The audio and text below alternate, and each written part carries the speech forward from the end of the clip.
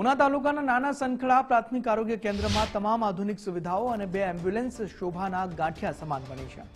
છેલ્લા 2 મહિનાથી કાયમી એમબીબીએસ તબીબની નિમણૂક ન થતા આસપાસના 13 જેટલા ગામોના દર્દીઓ રજડી પડ્યા છે।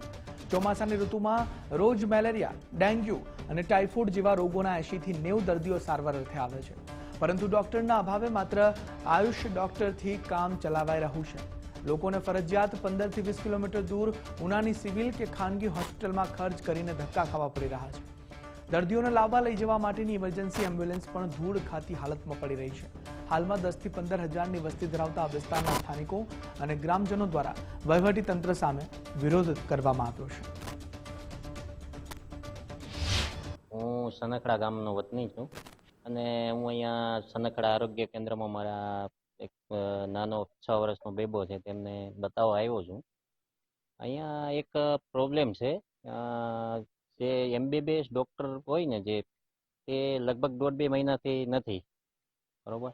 તો અમારી એવી માગણી છે કે એક એમબીબીએસ ડૉક્ટર કાયમી માટે અહીંયા સારવારમાં નિદાન માટે આવે। પ્રાથમિક આરોગ્ય કેન્દ્ર સનખડાની અંદર ઘણા સમય 2 મહિનાથી ડૉક્ટર એમબીબીએસ નથી। ઘણા દર્દી આવે હેરાન પરેશાન થાય છે। અહીંથી ઉના સુધી ધક્કો ખાવો પડે છે।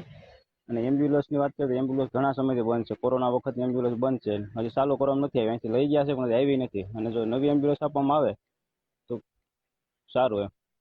કેટલા ગામના આરોગ્ય કેન્દ્ર લાગુ પડે? 13 ગામના આરોગ્ય કેન્દ્ર લાગુ પડે।